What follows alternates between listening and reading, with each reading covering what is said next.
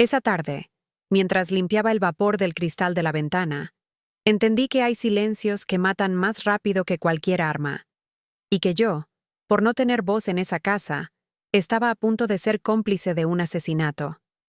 Vi a Camila soltar la mano del niño. Vi sus labios decir adiós sin una gota de remordimiento, y supe que mi vida, tal como la conocía, se había terminado en ese segundo. Antes de continuar, suscríbete al canal, dale like y comparte esta historia para que llegue a más personas. Te confieso que, a veces, cierro los ojos y todavía puedo sentir el olor a cera para muebles y a café recién colado de esa cocina en Envigado. Yo llevaba 3 semanas trabajando para los Parker. Para el mundo, yo era Elena, la mujer que mantenía la mansión impecable, la que no hablaba si no le preguntaban, la que era tan invisible como el aire. Y me gustaba que fuera así. Después de años de golpes de la vida, la invisibilidad era mi refugio. Sebastián, el dueño de la casa, era un hombre que caminaba como se vive cuando se tiene todo, con prisa y sin mirar al suelo. Había perdido a su esposa hacía poco y vivía por y para Mateo, su hijo de 2 años. Luego estaba Camila. Ella llegó como un bálsamo, joven, hermosa, con una sonrisa que parecía curar todas las heridas de Sebastián. En 3 semanas se casarían y ella se convertiría legalmente en la madre de Mateo. Pero yo veía cosas que los demás no. Aquel martes, el cielo se puso color plomo. Recuerdo que estaba en el segundo piso, repasando los vidrios que daban al jardín trasero, cerca del riacho que baja de la montaña. La corriente venía fuerte por las lluvias de la madrugada. Entonces los vi.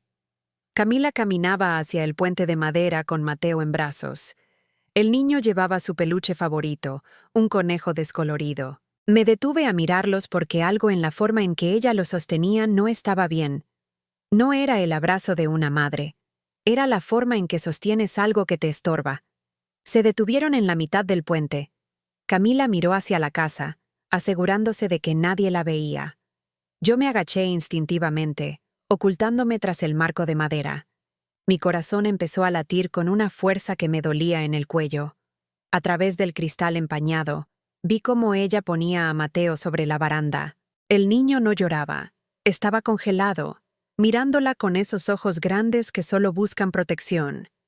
Vi el peluche caer al agua y desaparecer en un parpadeo. Y luego, vi cómo ella separaba sus dedos, centímetro a centímetro. No había odio en su cara, solo una indiferencia aterradora. Sus labios se movieron. Adiós para siempre. El impacto del cuerpo pequeño en el agua no fue un grito. Fue un golpe sordo que me retumbó en las entrañas. Camila se quedó ahí, mirando el agua un segundo, y luego se giró hacia la casa con una expresión de pánico perfectamente fingida. Me quedé sin aire. El trapo cayó de mis manos. En ese momento, ella levantó la vista y sus ojos se clavaron en los míos, allá arriba, tras el vidrio. Por un instante, la máscara cayó. Me sonrió de una forma que me heló la sangre antes de empezar a gritar por auxilio. Supe que si bajaba, nadie me creería. Yo era una sombra. Ella era la luz de esa casa. Pero Mateo estaba en esa agua helada y yo era la única que sabía que no había sido un accidente. No tuve tiempo de pensar. El miedo es una cosa extraña. A veces te paraliza, pero esa tarde, el miedo me quemó por dentro. Bajé las escaleras de la mansión sintiendo que mis pulmones se cerraban. Casi me caigo al tropezar con la alfombra del pasillo, pero mis pies ya no me pertenecían. Salí por la puerta de la cocina y el aire frío de la montaña me golpeó la cara, pero yo solo podía ver el cauce del río, esa serpiente marrón y furiosa que se llevaba lo poco que quedaba de mi paz. Corrí por el pasto mojado, ignorando el dolor en mis rodillas.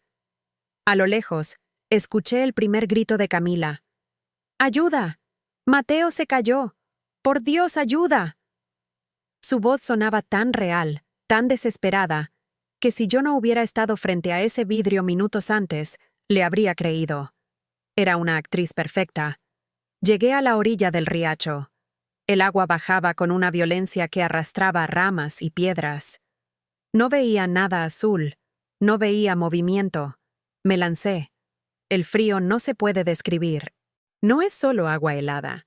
Es como si miles de agujas de cristal se te clavaran en los huesos al mismo tiempo. La corriente me empujó, me golpeó contra una roca, pero mis manos buscaban frenéticamente. Entonces lo vi. Un destello de tela azul atrapado entre unas raíces cerca de la orilla opuesta. Era él. Mateo estaba boca abajo, hundiéndose. Luché contra el río. Sentía que el agua me quería tragar. Me arrastraba los pies. Pero logré agarrarlo. Lo saqué a la superficie, y el niño soltó un quejido ahogado, escupiendo agua turbia. Estaba vivo. Lo apreté contra mi pecho, sintiendo su cuerpecito temblar con una violencia que me partía el alma. Salí del agua arrastrándome por el lodo, jadeando, con el uniforme empapado y pesado como si fuera de plomo. Me arrodillé en la tierra, abrazándolo, tratando de darle mi calor. «Ya está, mi niño. Ya pasó», le susurré, aunque mi propia voz era un hilo roto. Fue entonces cuando levanté la vista. Camila estaba parada a unos metros, en la parte alta de la ladera. Estaba impecable, ni una mancha en su vestido claro. Me miraba fijamente. Ya no gritaba. Sus ojos eran dos pozos de hielo, vacíos de cualquier rastro de humanidad. Se quedó en silencio, observándome mientras yo rescataba lo que ella había intentado destruir. Ese silencio duró una eternidad. Pero cuando escuché los gritos de Sebastián y de los empleados que venían corriendo desde la casa, Camila cambió en un segundo. Se dejó caer de rodillas, empezó a sollozar de nuevo y señaló hacia mí con un dedo tembloroso. «Ella lo hizo», gritó Camila cuando Sebastián apareció entre los árboles. Vi cómo se lo arrebató de las manos y lo lanzó al agua. «Está loca, Sebastián. Casi mata a tu hijo». Me quedé helada. Miré a Sebastián, que corría hacia nosotros con el rostro desencajado por el terror. Vi sus ojos pasar de Mateo a mí. Y en ese momento, entendí la trampa. Ella no solo quería deshacerse del niño. Quería que yo fuera el monstruo que cargara con su culpa. Sebastián llegó a la orilla del agua con una fuerza que parecía romper el aire. No me miró a la cara. Sus ojos estaban clavados en Mateo. Se arrojó al suelo, ignorando el lodo, y me arrebató al niño de los brazos con una violencia tal que me dejó las manos vacías y frías, suspendidas en el aire. El pequeño Mateo soltó un llanto débil, un sonido que se me clavó en el pecho como una astilla. «¡Dame a mi hijo! ¡Aléjate de él!», me gritó Sebastián. Su voz no era la de un hombre, era la de un animal herido. Yo traté de hablar. Abrí la boca, pero solo salió un jadeo ronco. Tenía el cuerpo entumecido. El agua del río me chorreaba por el uniforme y el corazón me retumbaba en los oídos como un tambor de guerra. «Señor, la vi». Ella lo soltó. Logré articular, pero mis palabras sonaban falsas incluso para mí, ahogadas por el llanto histérico de Camila que se acercaba por detrás. Camila se lanzó a los brazos de Sebastián, ocultando su rostro en su hombro. Sus hombros se sacudían con sollozos perfectamente ensayados. «Fue horrible, Sebastián. Apareció de la nada. Parecía que estaba en trance. Me lo quitó y simplemente abrió las manos. ¡Trató de matarlo!». Vi cómo Sebastián la rodeaba con un brazo, protegiéndola a ella también, mientras los guardias de la propiedad llegaban jadeando. Me rodearon. Me miraban como si fuera una criminal, una mujer peligrosa que había traicionado la confianza de un hogar que le abrió las puertas. «No es verdad», susurré, mirando a doña Rosa, la madre de Sebastián, que acababa de aparecer al borde de la clareira. Ella no gritaba. Ella se quedó inmóvil, con su vestido de lino oscuro impecable, observando la escena con una frialdad que me dio más miedo que los gritos de su hijo. Doña Rosa me miró de arriba a abajo. Vio mi uniforme empapado, mi pelo pegado a la cara por el lodo y mi mano temblorosa. Luego miró a Camila, que lloraba desconsolada, En el mundo de ellos, la verdad tiene el color del dinero y la forma de un apellido. ¿Quién era yo? Una mujer que llevaba 3 semanas lavando sus platos. ¿Quién era ella? La mujer que le había devuelto la sonrisa al heredero de la familia. Sebastián se puso de pie, sosteniendo a Mateo contra su pecho. Sus ojos, que antes eran amables, ahora eran 2 cuchillos de acero. No quiero que vuelvas a poner un pie en mi casa. Tienes 10 minutos para recoger tus porquerías y largarte. Si te vuelvo a ver cerca de mi propiedad, te juro por la memoria de mi esposa que te hundiré en la cárcel. Me quedé allí, de rodillas en el barro, mientras ellos se daban la vuelta. Mateo sacó su manita por encima del hombro de su padre, y por un segundo me miró. Sus ojos todavía tenían el rastro del terror. No me llamó Elena, porque todavía no sabía decir mi nombre, pero estiró los dedos hacia mí. Camila lo vio. Se giró un poco y me dedicó una última mirada por encima del hombro de Sebastián. No había lágrimas en sus ojos ahora, solo una satisfacción oscura. Había ganado. Me había borrado. Caminé hacia la mansión bajo la lluvia que empezaba a arreciar. Cada paso me pesaba 1 tonelada. Sabía que si cruzaba ese portón, nadie más protegería a ese niño. Pero, ¿qué puede hacer una sombra contra un sol que ciega a todos? Entré en la mansión por la puerta de servicio, dejando un rastro de agua sucia y lodo sobre el mármol que yo misma había pulido esa mañana. El silencio de la casa era ahora un enemigo. Se sentía espeso, como si las paredes también me estuvieran juzgando. Subí al 3er piso, al cuartiño estrecho que había sido mi mundo esas 3 semanas. Cerré la puerta y me quedé allí, de pie, temblando. No era solo por el frío que me calaba los huesos, era la rabia. Una rabia sorda, de esas que no te dejan gritar pero que te queman el estómago. Abrí mi maleta vieja sobre la cama de solteiro. Era una maleta pequeña, marrón, con las esquinas gastadas. Toda mi vida cabía ahí dentro. 2 mudas de ropa, una foto de mis hijos que viven lejos, y mi Biblia. Mientras metía mis cosas con manos torpes, vi el dibujo de Mateo sobre la mesa de luz. Era un garabato con crayones de colores, un sol amarillo y una figura que, según él, era yo. Lene, decía abajo con letras chuecas. Me senté en la orilla de la cama y, por primera vez, las lágrimas me ganaron. Lloré por Mateo, que se quedaba en manos de una mujer que podía besarlo en la frente y desearle la muerte al mismo tiempo. Lloré por mí, porque a mis 55 años, el mundo me volvía a decir que mi verdad no tenía valor. Vete, Elena, solo vete, me decía una voz dentro de mi cabeza. Sálvate tú.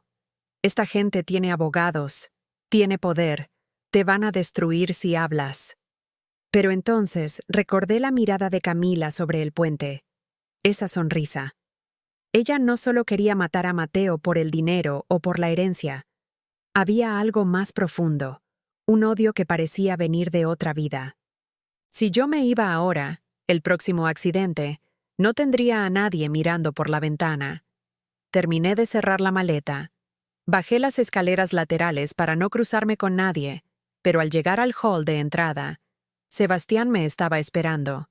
Ya se había cambiado de ropa. Se veía imponente, frío. Me puso un sobre en la mano. Aquí está tu liquidación, y un extra para que no vuelvas a aparecer nunca. No intentes pedir referencias, Elena. Tienes suerte de que no te entregué a la policía hoy mismo, dijo, sin siquiera mirarme a los ojos. ¿Don Sebastián? Lo detuve, sosteniendo el sobre como si quemara. Usted cree que me conoce, pero no sabe nada de mí.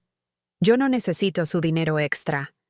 Lo único que le pido es que no deje al niño solo con ella. Ni un minuto. Por favor. Él soltó una risa seca, llena de desprecio. Camila es lo mejor que le ha pasado a esta familia. Largo de aquí. Salí a la calle. La lluvia de Envigado caía con fuerza sobre mis hombros, mientras caminaba hacia la parada del bus con mi maleta arrastrándose por el suelo. No tenía a dónde ir, más que a una pensión barata en el centro de Medellín. Me subí al bus y me senté al fondo, mirando por la ventana empañada cómo la mansión Parker se hacía pequeña. Saqué mi celular viejo y vi que tenía una llamada perdida de un número que no conocía. Antes de devolverla, me quedé mirando mis manos.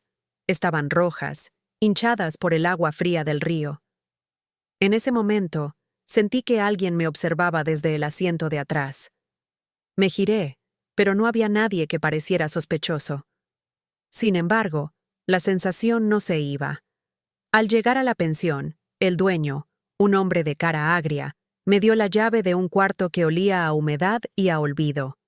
Me senté en la cama, miré la maleta cerrada y me hice una promesa. No me voy a quedar callada.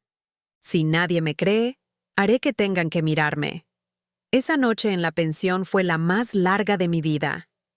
El techo tenía una mancha de humedad que parecía crecer con cada gota de lluvia que golpeaba la ventana, y el sonido de los camiones en la carretera no me dejaba cerrar los ojos. Cada vez que empezaba a quedarme dormida, sentía el agua helada del riacho en mi garganta y veía la mano de Mateo soltándose de la baranda. Te confieso que sentí miedo, un miedo físico, de ese que te hace encoger las piernas en la cama. Pensé en empacar todo de nuevo y tomar un bus hacia el sur, desaparecer en otro pueblo, buscar otra casa donde limpiar y volver a ser invisible. Era lo más fácil, lo que cualquiera en mi lugar haría. Pero a las 6 de la mañana, alguien golpeó la puerta de mi cuarto. 3 golpes secos, firmes, que no sonaban a la policía ni al dueño de la pensión pidiendo la renta. Cuando abrí, me quedé sin aire. Era doña Rosa. La matriarca de los Parker estaba allí, en ese pasillo oscuro que olía a comida vieja y encierro. Vestía un abrigo negro elegante y sostenía un paraguas que goteaba sobre el piso de cemento. Me miró de arriba a abajo, y por un segundo vi en sus ojos algo que no había visto en la mansión. Duda. ¿Puedo pasar, Elena?, preguntó. Su voz era baja, pero tenía ese peso que te obliga a obedecer. Me hice a un lado. Ella entró y miró mi cuarto minúsculo, la cama deshecha, mi maleta marrón todavía a medio abrir, y el dibujo de Mateo que yo había puesto sobre la mesa coja. Doña Rosa se quedó mirando el dibujo por lo que pareció una eternidad. Sebastián cree que estás loca, o que querías pedir un rescate, dijo ella dándome la espalda. Él está cegado. Camila le dio lo que él perdió con su esposa, una ilusión de perfección. Doña Rosa, yo no quiero dinero, le dije, y mi voz salió más firme de lo que esperaba. Yo saqué a ese niño del agua porque era lo correcto. Camila lo soltó. Yo la vi. Vi su cara. Doña Rosa se giró lentamente. Se acercó a mí y me puso una mano en el hombro. Sus dedos estaban fríos, pero su mirada era un fuego que me escaneaba. Mateo no ha dejado de llorar desde que te fuiste, Elena. No quiere que Camila lo toque. Se esconde debajo de la cama cada vez que ella entra al cuarto. Un niño de 2 años no sabe de herencias ni de venganzas, pero sabe quién le da miedo. Se hizo un silencio largo. El mundo afuera seguía su ritmo, pero ahí dentro, entre nosotras dos, el aire pesaba toneladas. Doña Rosa sacó un sobre de su bolso, pero esta vez no era dinero. Eran unas llaves y una dirección escrita en un papel. No puedo llevarte de vuelta a la casa hoy. Sebastián llamaría a la policía, pero tampoco puedo dejarte aquí. Mañana, Camila saldrá con Mateo a su clase de estimulación temprana en el centro. La casa estará vacía por 2 horas. Me quedé mirándola, confundida. ¿Por qué me decía esto? Si tienes razón sobre ella, Elena. Si hay algo oscuro detrás de esa sonrisa perfecta, tiene que estar escondido en esa casa. Y tú conoces los rincones de esa mansión mejor que nadie. Doña Rosa me miró fijo, y en ese momento entendí que ella tampoco confiaba en la mujer que su hijo iba a meter en la familia. Ve mañana, entra por la puerta de servicio. Si encuentras algo que pruebe quién es ella realmente, yo me encargaré del resto. Pero si no encuentras nada, te pido que te vayas de Medellín para siempre. Acepté las llaves. Mis manos temblaban tanto que casi se me caen. Doña Rosa salió del cuarto sin decir nada más, dejándome sola con el sonido de la lluvia. Me quedé mirando el papel con la dirección y supe que estaba a punto de entrar en la boca del lobo. Pero lo que no sabía era que Camila también tenía sus propios planes para ese día. Y que el pasado de los Parker era mucho más sangriento de lo que yo imaginaba. A la mañana siguiente, el aire de Medellín se sentía denso, como si la ciudad misma supiera que yo estaba a punto de desenterrar algo que debía seguir enterrado.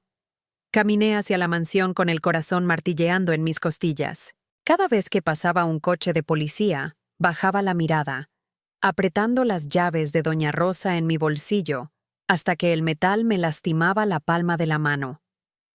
Entré por la puerta de servicio, esa que siempre usaba, pero esta vez el silencio de la cocina me pareció una trampa. La casa olía a encierro y a ese desinfectante caro que yo misma solía usar. Sabía que tenía menos de 2 horas antes de que Camila regresara con Mateo. No perdí tiempo en la planta baja. Mis pies me llevaron directamente a la habitación de ella, en el ala este de la mansión. Te confieso que entrar ahí se sintió como violar un templo de hielo. El cuarto de Camila era perfecto, demasiado perfecto. La cama estaba tendida con una precisión militar. No había una sola foto personal sobre las mesas de noche, ni un libro a medio leer. Era la habitación de alguien que no vive, sino que interpreta un personaje. Empecé a buscar. Revisé el armario, los cajones de su escritorio, el baño. Nada. Solo ropa de marca y perfumes costosos. Estaba a punto de rendirme, sintiendo que Doña Rosa se decepcionaría y que yo tendría que huir de la ciudad, cuando algo me llamó la atención.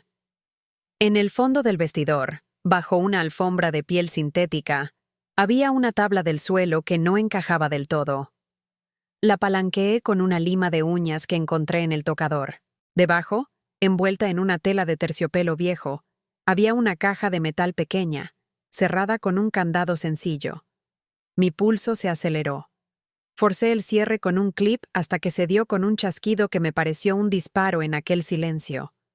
Lo primero que vi fue una fotografía vieja, con los bordes amarillentos. Era una mujer joven, de unos 20 años, con el uniforme de empleada doméstica desgastado y las manos hinchadas por el jabón. Se parecía mucho a mí, pero tenía los ojos de Camila. Al reverso, en una caligrafía temblorosa, decía: Beatriz, Medellín, 1998. Debajo de la foto había un recorte de periódico de hace 25 años. El titular decía: Empleada de la familia Parker desaparece tras escándalo de robo. Pero lo que me hizo sentir náuseas fue una carta doblada en 4. Era una carta de despido, firmada por el difunto esposo de Doña Rosa. En ella, no solo la acusaban de robo, sino que le advertían que si mencionaba el embarazo, se encargaría de que terminara en una fosa común. Me quedé helada. Camila no era una extraña que buscaba amor. Era la hija de esa mujer. Era la hija bastarda de la familia Parker que había regresado por lo que creía que le pertenecía. De repente, escuché el sonido de un motor en el camino de entrada. Se me detuvo la sangre. Camila había regresado antes. Escuché la puerta principal abrirse y luego el llanto débil de Mateo. Mi mente gritaba: «¡Sal de aquí, Elena, corre!». Pero el pasillo era largo y ya se oían los pasos de sus tacones subiendo las escaleras de mármol, rítmicos, decididos.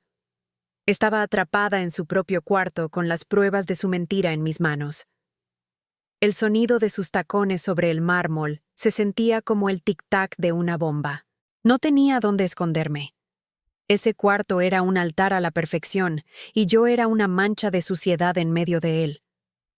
Con las manos temblándome como nunca antes, guardé la foto y la carta de despido dentro de mi uniforme, justo contra mi pecho, y volví a colocar la tabla en su lugar.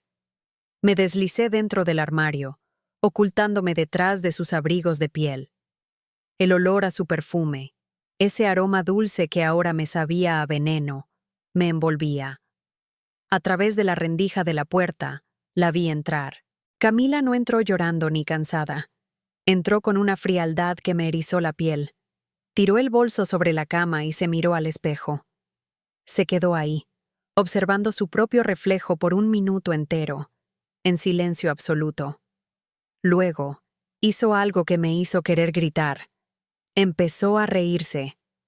No fue una carcajada, fue una risa seca, pequeña, como si disfrutara de un chiste que solo ella entendía. Sacó un pequeño cuaderno de tapa negra de su bolso. Se sentó en la cama y empezó a escribir con furia. Yo apenas respiraba. Sentía que el latido de mi corazón iba a delatarme. Pasaron 10, 20 minutos que parecieron horas. De repente, su celular sonó. «Está hecho», dijo ella al atender, y su voz ya no era la de la novia dulce de Sebastián. «El niño está aterrado. Cree que fue un accidente, pero ya no se me acerca. La vieja Rosa sospecha algo, pero no tiene pruebas. Y la muerta de hambre de la empleada ya está fuera del camino». Hubo un silencio del otro lado. Camila soltó un suspiro de impaciencia. «No entiendes. No se trata solo del dinero de Sebastián. Se trata de que ellos vean cómo su mundo se cae a pedazos, como lo vio mi madre cuando la tiraron a la calle como a un perro. Primero el niño, después Sebastián, y al final me quedaré con cada ladrillo de esta casa». Colgó y salió del cuarto hacia el baño para ducharse. Fue mi única oportunidad. Salí del armario gateando, con el corazón en la garganta. Vi el cuaderno negro sobre la colcha blanca. Sabía que me estaba jugando la vida, pero lo agarré. Lo abrí en la última página. «Justicia no es venganza, es equilibrio», decía la primera frase. Y abajo, una lista de fechas con nombres tachados. El último nombre de la lista era Mateo, con un signo de interrogación al lado. Escuché el agua de la ducha detenerse. Metí el cuaderno en mi uniforme, junto a las fotos, y salí del cuarto casi volando. Bajé por la escalera de servicio, pero cuando llegué a la cocina, me quedé petrificada. Mateo estaba allí solo, sentado en su silla alta, mirando hacia la ventana con la mirada perdida. Al verme, sus ojitos se abrieron de par en par. No gritó. Se llevó un dedo a la boca y susurró: «Lene, el agua está fría». Se me rompió el alma. Quise correr hacia él, abrazarlo y sacarlo de esa casa maldita, pero escuché la voz de Camila llamando desde arriba. «Mateo, ¿dónde estás, pequeño estorbo?» Tuve que dejarlo. Tuve que salir por la puerta de atrás sintiéndome la mujer más cobarde del mundo. Crucé el jardín corriendo mientras la lluvia empezaba a caer de nuevo, pero esta vez no era solo miedo lo que sentía. Tenía en mi pecho el diario, la prueba de que Camila no era una víctima, sino un verdugo que no se detendría ante nada. Pero lo que no vi, mientras escapaba por el portón trasero, fue a Sebastián estacionando su auto. Él me vio. Vio a la empleada que había echado por loca, huyendo de su casa en secreto. Y supe que mi tiempo se había agotado. Te confieso que cuando mis ojos se cruzaron con los de Sebastián a través del parabrisas de su coche, sentí que mis piernas se convertían en agua. Él frenó en seco. El chirrido de las llantas contra la grava sonó como un grito en medio del jardín. Yo no podía correr más.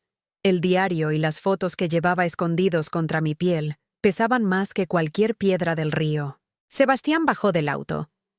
No se veía enojado. Se veía confundido, con esa clase de confusión que precede a la furia. «Elena, ¿qué haces aquí? Te advertí que llamaría a la policía si ponías un pie en mi propiedad», dijo, acercándose con pasos largos. Su voz temblaba de indignación. «Don Sebastián, escúcheme. Solo un minuto», supliqué, apretando el diario contra mi pecho debajo del uniforme. «¿Escucharte? ¿Para qué? ¿Para que me digas más mentiras sobre la mujer que amo?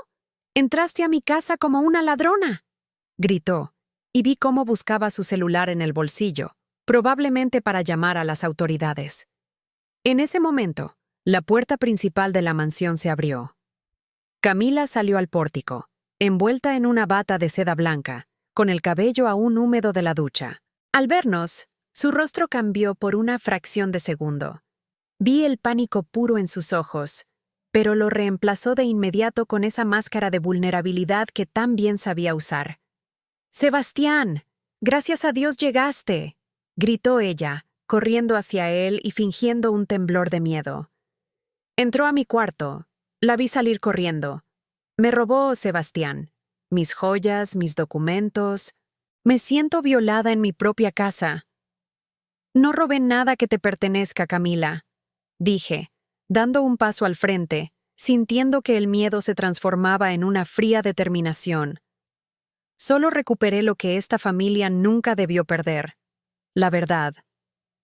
Saqué el diario negro y la foto vieja de Beatriz. Se los extendí a Sebastián. Él miró los objetos, luego a Camila, que se había puesto pálida como la cera, y finalmente a mí. «Ella no es quien dice ser, don Sebastián. No se llama Camila Morrison. Ella es la hija de Beatriz, la mujer que su padre humilló hace 25 años. Ha vuelto para destruir lo que queda de los Parker. Y Mateo es solo el primer paso». Sebastián tomó el diario. Sus manos temblaban.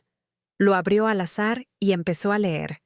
El silencio que siguió fue absoluto, roto solo por el sonido de las gotas de lluvia cayendo de las hojas de los árboles.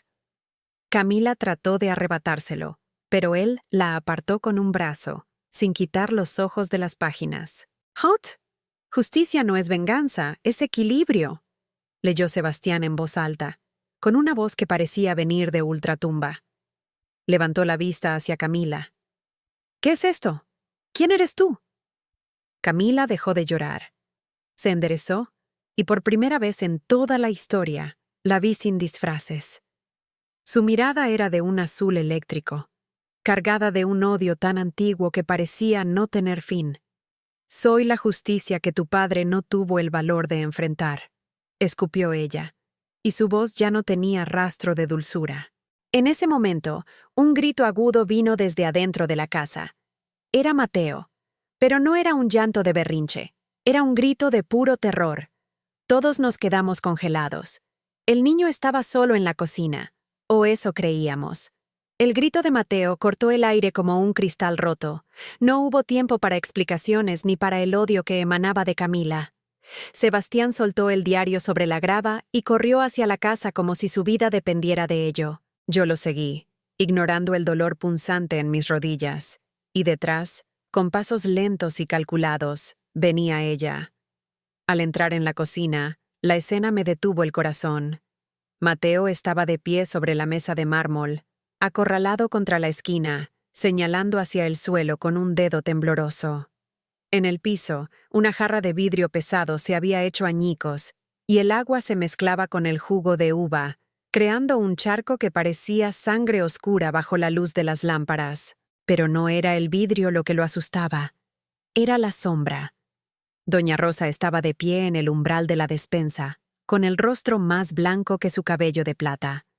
Tenía en sus manos otro fajo de papeles, unos que no estaban en la caja de metal de Camila. Eran los registros contables originales de la empresa Parker de los años 90. «La encontré, Sebastián», dijo doña Rosa, con una voz que vibraba de horror. «Encontré la prueba de los pagos que tu padre hizo para silenciar el aborto, que resultó no ser un aborto». Sebastián alzó a Mateo, protegiéndolo contra su pecho. El niño hundió la cara en el cuello de su padre, sollozando en silencio. Sebastián miró a su madre y luego a Camila, que se detuvo en el marco de la puerta. Ella ya no fingía miedo. Se cruzó de brazos, apoyada contra la pared, observándonos como quien mira una tragedia anunciada. «¿Por qué, Camila?», preguntó Sebastián, y por primera vez vi lágrimas de hombre en sus ojos. «Te di todo. Te amé. Te abrí las puertas de mi vida y de la de mi hijo». Camila soltó una risa seca, una carcajada que no tenía nada de alegría. «¿Me amaste? Amaste la imagen que proyecté para ti. Amaste a la mujer que servía el café con una sonrisa y que nunca te pedía nada. Amaste el mismo silencio que mató a mi madre». Se acercó a la mesa, ignorando los vidrios rotos que crujían bajo sus zapatos caros. Me miró a mí, y te juro que sentí que su mirada me quemaba la piel. «Elena», De todas las personas, deberías entenderme. Tú también eres una sombra en esta casa. Tú también limpias los restos de una familia que no te ve. ¿Por qué la defiendes? ¿Por qué salvas al cachorro de los que nos pisan? Porque este niño no tiene la culpa de los pecados de su abuelo, le dije, dando un paso al frente. Y porque la justicia que se construye sobre la muerte de un inocente no es justicia, Camila. Es veneno. Sebastián retrocedió, apretando a Mateo con más fuerza. Camila dio un paso hacia ellos, y vi cómo sus ojos se fijaban en el cuchillo de pan que estaba sobre la encimera. Fue solo un segundo, un movimiento casi imperceptible de su mano. «No te acerques», advirtió Sebastián, pero su voz sonaba débil, quebrada por la traición. El ambiente estaba cargado de una tensión eléctrica. Sabía que Camila estaba acorralada, y una persona con tanto odio y nada que perder es capaz de cualquier cosa. Pero antes de que ella pudiera moverse, doña Rosa habló con una autoridad que pareció congelar el tiempo. «Llamé a los abogados y a la policía antes de que entraras, Camila. Sé quién eres. Eres mi sobrina. Y eres el monstruo que mi propio silencio ayudó a crear». Camila se quedó inmóvil. La palabra sobrina pareció golpearla más que cualquier acusación. Pero entonces hizo algo inesperado. Miró hacia el río a través de la ventana de la cocina y sonrió. Una sonrisa triste, rota. «Es tarde para arrepentimientos, tía. El río siempre reclama lo que es suyo». Te confieso que, al ver esa sonrisa rota de Camila, un frío me recorrió la espalda, un presentimiento que no tenía que ver con el clima, sino con el instinto de quien ha visto mucha tragedia. Antes de que doña Rosa pudiera terminar su frase o que Sebastián pudiera reaccionar, Camila se giró y salió corriendo hacia el jardín, hacia la lluvia que ahora caía como una cortina gris que lo borraba todo. «¡Tos! ¡No! ¡Camila! ¡Detente!», gritó Sebastián. Él bajó a Mateo y lo dejó en los brazos de doña Rosa. Los dos salimos tras ella. Mis pulmones ardían, mis pies se hundían en el barro del jardín, pero la veía a ella, su bata blanca moviéndose entre los árboles como el fantasma de la mujer que nunca llegó a ser. Corría directamente hacia el puente, hacia el mismo lugar donde empezó todo. Cuando llegamos a la clariera, ella ya estaba allí, de pie en la orilla del río, justo donde la corriente golpea las rocas con más furia. Se veía tan frágil bajo la lluvia, pero la energía que emanaba era la de una tormenta. Sebastián se detuvo a 2 metros, con las manos extendidas, rogándole con la mirada. «Por favor, Camila, no lo hagas. Todavía podemos arreglar esto. Podemos buscar otra forma». Su voz se quebraba con cada palabra. «¿A arreglarlo?», ella gritó, y el sonido de su voz compitió con el rugido del agua. «¿Cómo vas a arreglar 25 años de hambre? ¿Cómo vas a arreglar el hecho de que mi madre murió pidiendo perdón por un pecado que cometió tu padre?» Ella se fue pensando que era basura, Sebastián. Y yo nací de esa basura. Me acerqué un poco más, despacio, sintiendo el lodo frío entre mis dedos. «Camila, mírame», le dije, y mi voz salió extrañamente calmada, como la de alguien que le habla a un niño asustado. «Yo también he limpiado casas de gente que no me sabía el nombre. Yo también he tragado lágrimas para que mis hijos comieran. Sé lo que es el hambre de justicia. Pero Mateo no es la moneda de cambio. Él te quería, Camila. Él te quería de verdad». Algo tembló en su rostro. Por un segundo, sus ojos perdieron ese brillo eléctrico y se llenaron de una tristeza infinita. Miró sus propias manos, las mismas manos que habían sostenido al niño sobre el abismo. «Él me abrazaba», susurró ella casi para sí misma. «Me llamaba mamá cuando tenía pesadillas.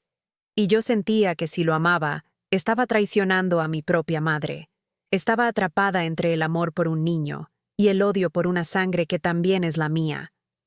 Sebastián dio un paso al frente, pero ella retrocedió, quedando con los talones justo al borde del precipicio. «No te acerques más. Tu padre me quitó mi identidad antes de nacer. Yo no voy a dejar que tú me des tu lástima ahora». Miró al río, a ese mismo remolino marrón donde casi muere Mateo. En ese momento entendí que ya no buscaba venganza contra los Parker. Buscaba el final de su propio dolor. Sebastián se lanzó hacia ella para agarrarla, pero yo vi el movimiento antes. Camila no saltó por odio. Saltó porque el peso de lo que era ya no cabía en su cuerpo. El grito de Sebastián se ahogó en el rugido del río. Fue un segundo eterno.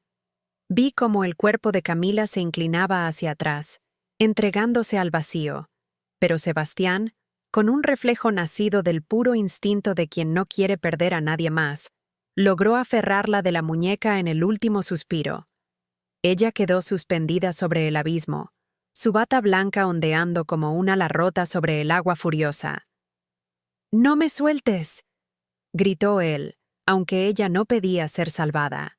Camila se quedó inmóvil, mirando el agua que pasaba a centímetros de sus pies, con una expresión de vacío que me dolía más que sus gritos de odio. Corrí hacia ellos.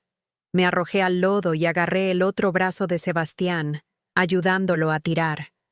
Mis músculos gritaron de dolor, mis dedos se enterraron en su piel, y lentamente, con una lucha que nos dejó sin aliento, logramos arrastrarla de vuelta a la tierra firme. Nos desplomamos los tres en el barro. El silencio que siguió fue denso, roto solo por nuestros jadeos y el golpeteo de la lluvia. Camila no luchó, no intentó correr.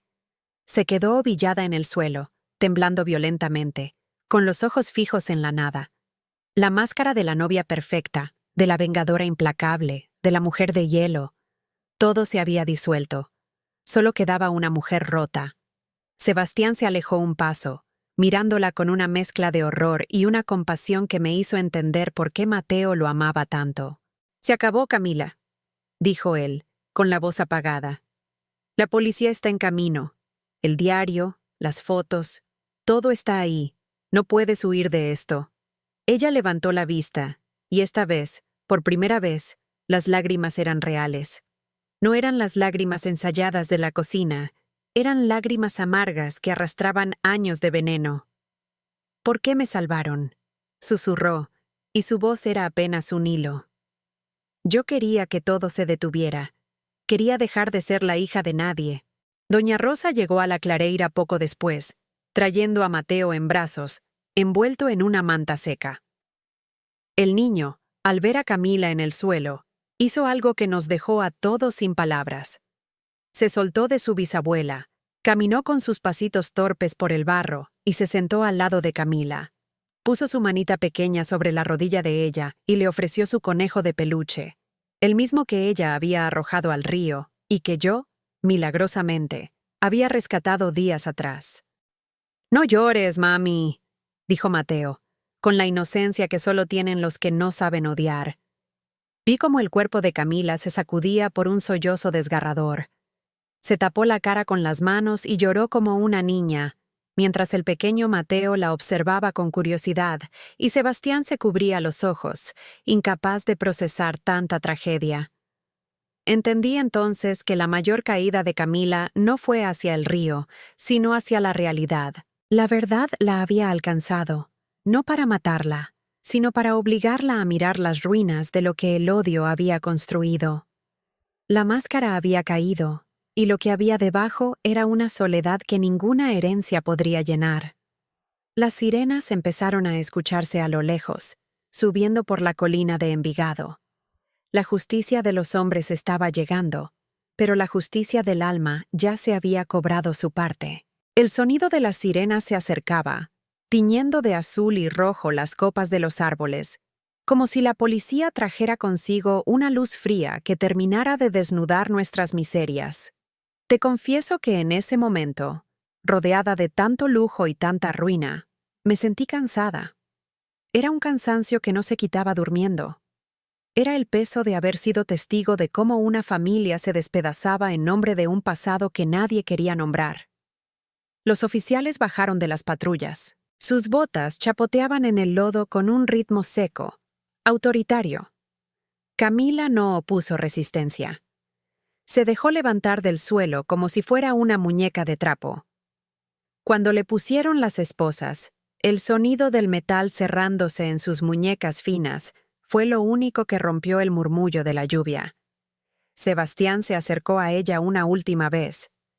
No había odio en su rostro, solo una tristeza profunda, la de alguien que se despide de un fantasma. ¿Por qué no me lo dijiste, Camila?, preguntó él en un susurro. Si hubieras venido a mí con la verdad, si me hubieras dicho quién era tu madre, te habríamos ayudado. No tenías que convertirte en esto. Ella lo miró, y por un segundo vi un destello de la mujer que pudo haber sido. Tú vives en un mundo donde la verdad sana, Sebastián. Yo vengo de un mundo donde la verdad solo sirve para que te cierren la puerta en la cara. No sabía cómo pedir ayuda. Solo sabía cómo cobrar una deuda. Se la llevaron. Mientras caminaba hacia la patrulla, Camila se detuvo un segundo frente a mí. Me miró a los ojos, y esta vez no vi a la patrona ni a la enemiga. Vi a una mujer que, al igual que yo, había pasado la vida intentando sobrevivir, solo que ella eligió el camino del incendio. «Cuida de él, Elena», me dijo bajito, casi inaudible. «Eres la única en esa casa que no tiene las manos manchadas de historia». Me quedé allí, viendo cómo el auto se alejaba, perdiéndose en la niebla de la montaña. Doña Rosa se acercó a mí y me puso su abrigo sobre los hombros. Ella, la gran matriarca, la mujer que siempre tenía el control, estaba temblando. «Lo siento, Elena», me dijo, y fue la primera vez que escuché a una Parker pedir disculpas de verdad. «Te echamos como si fueras basura por decir la verdad. Si no fuera por tu terquedad, hoy estaríamos enterrando a mi bisnieto». Sebastián alzó a Mateo, que ya se había quedado dormido en sus brazos por el agotamiento del llanto. Los tres caminamos de regreso a la mansión. Las luces estaban encendidas, pero la casa ya no se sentía como un hogar, se veía como una escena del crimen. Esa noche no pude dormir en mi cuarto de la pensión. Doña Rosa me pidió que me quedara en la habitación de invitados, una cama de sábanas de seda que se sentía extraña en mi piel. Me quedé mirando el techo, pensando en las huellas que dejamos en la vida. Camila dejó huellas de odio y sangre, pero el pequeño Mateo, él había dejado una huella de perdón en el barro cuando le entregó su peluche. Entendí que la justicia es necesaria, pero que el perdón es lo único que nos permite caminar sin que el barro nos hunda para siempre. Me desperté antes de que saliera el sol. Te confieso que, por un segundo, no supe dónde estaba. El techo de la habitación de invitados era demasiado alto, demasiado blanco, y el silencio de la mansión pesaba más que el ruido de la pensión. Me senté en el borde de esa cama lujosa y me miré las manos. Todavía tenía restos de barro bajo las uñas, rastros de la lucha en la orilla del río que el jabón caro no había logrado quitar. Bajé a la cocina por puro instinto, no como empleada, sino porque no sabía qué más hacer con mi cuerpo. El lugar estaba impecable, pero el aire olía a ausencia. Me puse a preparar café. El sonido de la cafetera era lo único que llenaba el vacío. Mientras el aroma inundaba la estancia, Sebastián entró. Llevaba la misma ropa de ayer, arrugada y manchada. No se había acostado. Se sentó en la mesa de madera, esa donde tantas veces lo vi desayunar con Camila, y hundió la cara entre las manos. Me acerqué y le puse una taza de café humeante frente a él. «Gracias, Elena», susurró sin levantar la vista. «No sé cómo vamos a despertar de esto. Miro cada rincón de esta casa y solo veo mentiras. El cuadro que ella eligió, el color de las cortinas, todo era parte de su plan». «Don Sebastián», le dije, sentándome frente a él, algo que nunca me hubiera atrevido a hacer antes. «Las cosas son solo cosas. El engaño de ella fue grande, pero lo que usted sentía por su hijo era real. Eso no fue una mentira». Él levantó la mirada. Tenía los ojos inyectados en sangre, cargados de una culpa que lo estaba consumiendo. «Casi dejo que lo matara, Elena. Te eché a la calle, te llamé loca. Y ella estaba ahí, sonriéndome mientras destruía mi mundo. ¿Cómo vuelvo a confiar en alguien?». No supe qué responderle. A veces, La traición es un tajo tan profundo que no cierra con palabras. En ese momento, escuchamos unos pasitos en el corredor. Mateo apareció arrastrando su cobija, con el cabello alborotado y buscando con la mirada. Pasó de largo de su padre y vino directo hacia mí. Se abrazó a mis piernas y hundió su carita en mi delantal limpio. «Lene, ¿el agua ya se fue?», preguntó con su vocecita de sueño. Se me hizo un nudo en la garganta. Lo cargué y lo senté en mis rodillas. Sebastián nos miraba en silencio y vi cómo sus labios temblaban.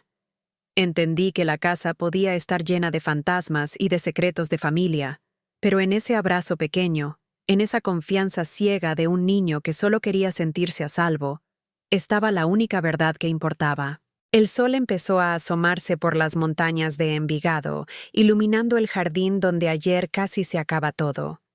El brillo de la luz sobre el pasto mojado era hermoso, pero también cruel, porque la vida seguía como si nada hubiera pasado.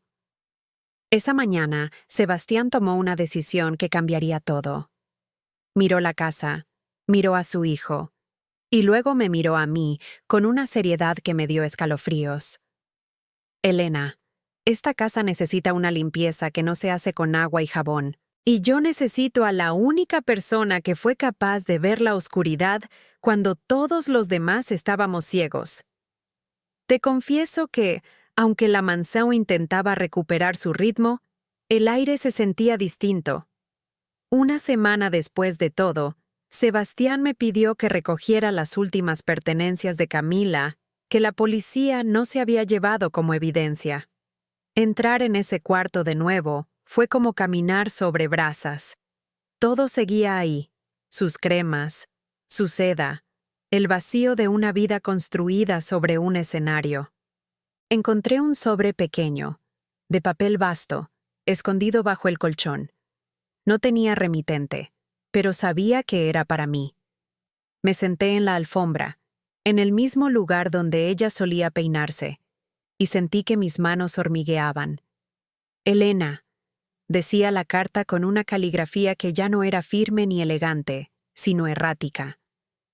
«Sé que no merezco ni un segundo de tu tiempo. Quizás quemes este papel antes de terminar de leerlo, y tendrías razón. Pero necesito decirte algo que no pude decir bajo la lluvia». Hice una pausa. El silencio de la habitación parecía amplificar el sonido del papel crujiendo entre mis dedos. Toda mi vida me dijeron que yo no existía. Mi madre murió hablándole a las paredes, pidiendo perdón por un amor que la destruyó. Yo crecí viendo a los Parker desde lejos, viendo sus luces, sus risas, mientras nosotras comíamos frío. Odiar fue lo único que me mantuvo viva cuando el hambre apretaba. Pero el día que me miraste por la ventana, vi algo en tus ojos que no esperaba. No vi desprecio. Vi que me habías descubierto. Me viste de verdad, Elena. Y por un segundo, tuve miedo de que si me veías lo suficiente, encontrarías a la niña que todavía quería ser amada. Se me apretó el pecho. La carta seguía, manchada de lo que parecían ser gotas de agua o lágrimas. No te pido que me perdones. No puedo perdonarme yo misma por lo que casi le hago a Mateo. Cada vez que cierro los ojos en esta celda, siento el peso de su cuerpo en mis manos y el horror de lo que estuve a punto de convertirme. Solo te pido una cosa. No dejes que él olvide que alguna vez, aunque fuera una mentira, alguien lo quiso con desesperación. Cuida su luz, porque yo casi la apago para alimentar mi propia oscuridad. Doblé el papel con cuidado. Me quedé ahí, mirando la pared, sintiendo una compasión amarga que me quemaba por dentro. ¿Cuántas personas caminan por el mundo como Camila, rotas por pecados ajenos, buscando en la destrucción el alivio que nunca encontraron en el afecto? Sebastián entró al cuarto. Me vio con el sobre en la mano y no necesitó preguntar. Se sentó a mi lado, en el suelo, rompiendo toda jerarquía entre patrón y empleada. ¿Es de ella?, preguntó con voz ronca. Asentí. Le extendí la carta, pero él negó con la cabeza. Guárdala tú, Elena. Yo todavía no puedo leer su nombre sin sentir que se me detiene el corazón. Solo dime, ¿está arrepentida? Creo que está despertando, don Sebastián. Y despertar de un sueño de odio es lo más doloroso que existe. Él miró hacia la ventana. La vida seguía afuera, pero dentro de nosotros algo se había detenido para siempre. En ese momento, entendí que Camila, incluso en su celda, seguía siendo una sombra que nos obligaba a mirar nuestras propias cicatrices. Te confieso que durante los días siguientes, sentí que Sebastián caminaba por la casa como si fuera un extraño en su propia piel. Ya no era aquel hombre seguro que subía las escaleras con prisa. Se le veía lento, con la mirada perdida en las tazas de café que dejaba enfriar sobre la mesa. Pero un jueves por la tarde, mientras el sol se ocultaba tras los cafetales, me llamó a su oficina. No era la oficina de antes, llena de papeles y llamadas urgentes. Estaba en penumbra, con el aroma del tabaco viejo y el cuero. Me indicó que me sentara en la silla frente a su escritorio, esa donde solían sentarse los abogados o los socios importantes. «Elena», empezó a decir, y su voz sonaba como si hubiera estado gritando en silencio. «He pasado noches enteras sin dormir, repasando cada palabra que te dije el día que te eché. Te llamé loca. Te humillé frente a los empleados. Te puse un sobre con dinero como si la dignidad se pudiera comprar en el mercado». Él bajó la mirada, avergonzado.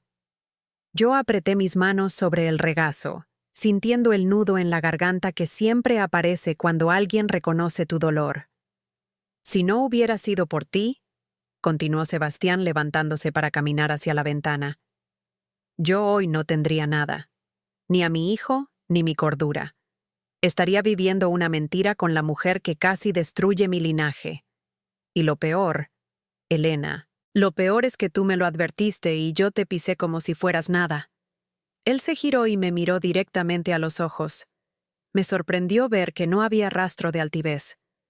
«Quiero pedirte perdón, de verdad, no como tu patrón, sino como el hombre que falló en proteger lo que más quería. Te juzgué por tu uniforme, por tu silencio, sin entender que tú eras la única que realmente estaba cuidando mi casa». En ese momento, Sebastián hizo algo que nunca imaginé. Se acercó a la mesa de café, tomó la jarra y sirvió una taza para mí. Me la entregó con las manos temblorosas. Ese pequeño gesto, el de servirme a mí, la mujer que siempre servía, fue más poderoso que cualquier discurso. «No quiero que vuelvas a ser la mujer de la limpieza, Elena. No en esta casa. Mateo necesita a alguien que lo ame con la verdad, no con disfraces. Quiero ofrecerte un contrato oficial, un salario digno y un lugar en esta mesa. Quiero que seas la cuidadora de Mateo, su guía, parte de lo que queda de esta familia». Me quedé mirando el humo que subía de mi taza. Sentí que mis manos, por fin, se estaban lavando de toda la miseria del pasado. Ya no era una sombra que se escondía en la cocina. Era alguien que tenía nombre y voz. «Acepto, don Sebastián», le dije con la voz firme. «Pero con una condición, que en esta casa nunca más se vuelva a callar la verdad para salvar las apariencias». El silencio de su padre fue lo que creó el odio de Camila. «No cometamos el mismo error con Mateo». Él asintió, con una lágrima recorriéndole la mejilla. En ese café caliente sellamos un pacto de honestidad que sabía a redención. Pero fuera, en el pueblo, los rumores sobre los Parker estaban empezando a arder, y el pasado de Doña Rosa estaba a punto de ser expuesto ante todos. Te confieso que la paz en la mansión era una burbuja frágil. Mientras nosotros intentábamos sanar puertas adentro, afuera, en las calles de Envigado, el nombre de los Parker ardía en la boca de todos. La historia de la novia impostora y el secreto del abuelo Henry se filtró a la prensa local como un reguero de pólvora. Los periodistas rodeaban el portón, buscando el rostro de la desgracia, pero fue Doña Rosa quien decidió dar la cara, de una forma que nadie esperaba. Un lunes por la mañana, Doña Rosa me pidió que la acompañara a la antigua casa de huéspedes, una construcción de piedra que llevaba años cerrada, al borde de la propiedad. Elena, durante décadas, este apellido se construyó sobre lo que podíamos ocultar bajo la alfombra, dijo ella, mientras abría las pesadas puertas de madera. El olor a polvo y tiempo nos recibió. Mi marido pagó por el silencio de Beatriz. Creyó que con $5,000 podía borrar una vida. Y mira lo que cosechamos. Una mujer rota en la cárcel y un niño que casi pierde la vida. La vi caminar hacia el centro del salón. Se veía cansada, pero sus ojos tenían una determinación que nunca antes le había visto. Vamos a convertir este lugar en la Fundación Beatriz, anunció mirándome fijo. No será solo un edificio. Será un refugio y una escuela para mujeres que, como tú y como la madre de Camila, han pasado la vida siendo invisibles. Quiero que aquí se les dé el nombre, el respeto y las herramientas que el mundo les negó. En las semanas siguientes, vi cómo la mansión Parker se transformaba. Ya no se sentía como un castillo cerrado, sino como un lugar que intentaba devolverle algo a la tierra. Doña Rosa encargó un retrato de Beatriz basado en la foto vieja que encontramos en la caja de Camila. Cuando colgaron el cuadro en el salón principal de la fundación, me quedé sin aliento. Beatriz ya no era la empleada asustada de la foto amarillenta. El pintor le había dado una mirada digna, serena, como si finalmente hubiera regresado a casa. El día de la inauguración, llegaron las primeras 5 mujeres. Todas tenían las manos curtidas por el trabajo. Todas bajaban la mirada al entrar, acostumbradas a no estorbar. Doña Rosa las recibió una por una, pero me pidió a mí que diera las palabras de apertura. Te confieso que me temblaban las piernas al pararme frente a ellas. Miré sus rostros y vi mi propia historia reflejada en sus ojos cansados. Durante mucho tiempo, nos hicieron creer que nuestro valor dependía de qué tan limpio dejábamos el piso de otros. Dije, y mi voz resonó en el salón. Pero hoy, en este lugar que lleva el nombre de una mujer que el silencio casi borra, les digo que ustedes son las que sostienen el mundo. Aquí, nadie será una sombra. Sebastián estaba al fondo, sosteniendo a Mateo. Lo vi aplaudir con los ojos empañados. Por primera vez, el apellido Parker no significaba poder, sino reparación. Hicimos que el nombre de Beatriz significara algo más que un secreto sucio. ¿No es eso lo que todos queremos al final?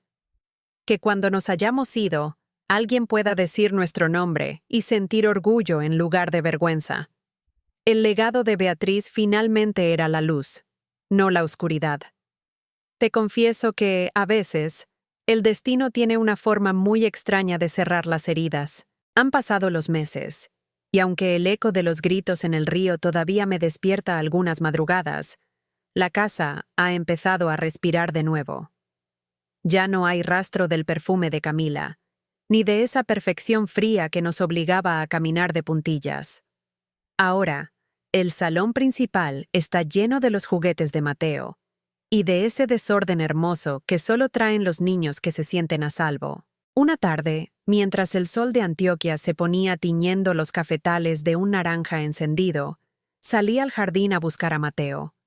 Lo encontré cerca del viejo roble, el mismo lugar donde meses atrás yo corría con el corazón en la garganta. Pero hoy, el aire estaba en paz. Mateo estaba sentado en el pasto, tratando de amarrar sus propios zapatos. Se esforzaba tanto que sacaba la puntita de la lengua, concentrado. Al verme, sus ojitos se iluminaron con esa pureza que solo tienen los que han perdonado sin saberlo.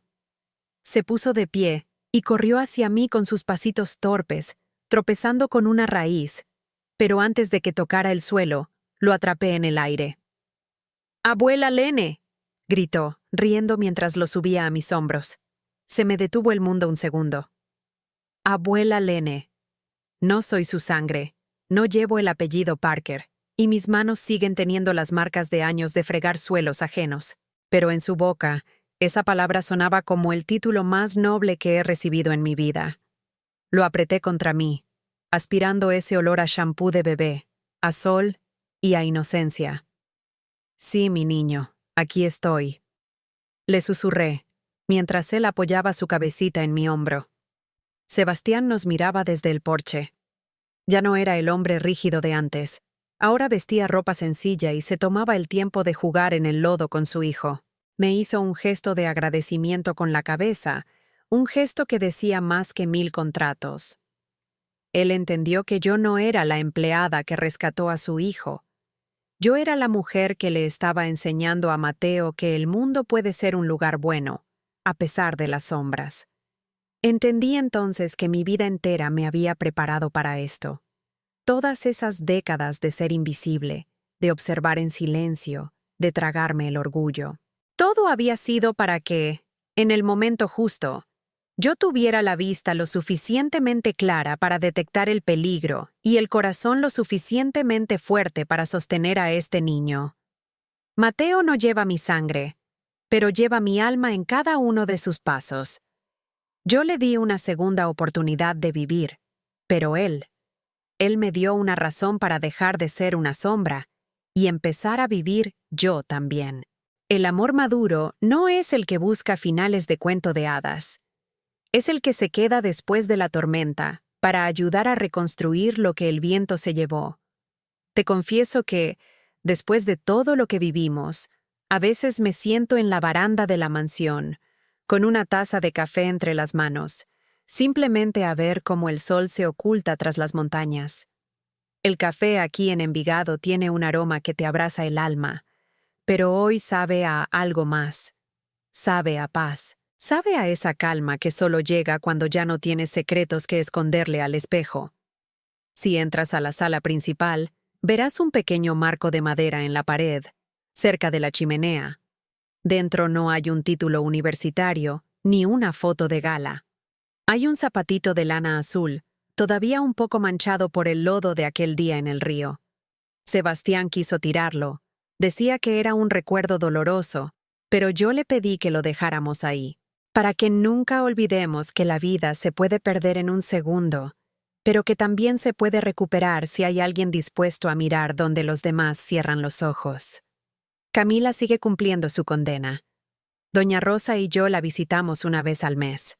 Ella no habla mucho, pero cuando nos ve, sus ojos ya no tienen ese brillo eléctrico de odio. Ahora se ven cansados, humanos. Me entregó una carta para Mateo, para cuando sea grande. La guardo en mi mesa de noche, junto a mi Biblia. Algún día, él querrá saber la verdad de su cicatriz en la rodilla. Y ese día, yo estaré allí para contársela, sin odio, con la serenidad de quien sabe que hasta el barro más oscuro puede hacer crecer flores. La mansión Parker ya no es una mansión, es un hogar. Un hogar donde una mujer de manos curtidas se sienta a la mesa con los dueños, no por caridad, sino por derecho propio. He dejado de ser invisible. He aprendido que mi voz, aunque cansada, tiene el poder de cambiar el destino de una familia entera. Me quedo aquí, balanceándome en mi mecedora, viendo a Mateo jugar en la distancia. Y pienso en ti, que has escuchado mi historia hasta el final. Ahora te pregunto a ti, ¿cuántas personas invisibles han salvado tu mundo hoy? ¿A cuántas sombras has pasado de largo sin saber que en sus manos llevan la verdad que podría salvarte? Porque te aseguro algo, hay gente a tu alrededor cargando dolores que no muestran y librando batallas que nadie presencia. No te limites a mirar. Aprende a ver. Porque, a veces, una persona que ve de verdad es lo único que necesitamos para sobrevivir en este mundo tan complicado y tan lindo. Gracias por sentarte conmigo en este café. Gracias por no dejarme sola con mis recuerdos. Ahora sé que, mientras alguien escuche, nadie tiene por qué volver a ser una sombra. Suscríbete a El Café de los Recuerdos, activa la campanita y cuéntanos en los comentarios qué parte te tocó el corazón. He terminado.